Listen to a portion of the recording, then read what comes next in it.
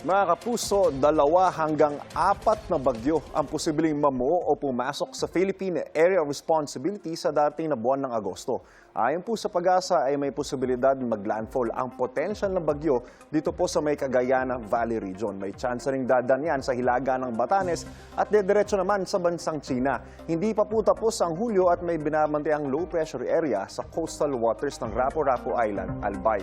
Hindi po inaasang magiging bagyo itong LPA na ito pero magpapalon po yan sa Metro Manila, Central Luzon. Kasama po dyan ang Calabarzon, ang Bicol Region, Oriental Mindoro, Occidental Mindoro, Romblon, pati na rin po sa Marinduque. Mga kapuso, paalala po, maging alerto po at dalhin ang inyong payong o jacket. Paalala po, stay safe, stay updated, and don't get wet.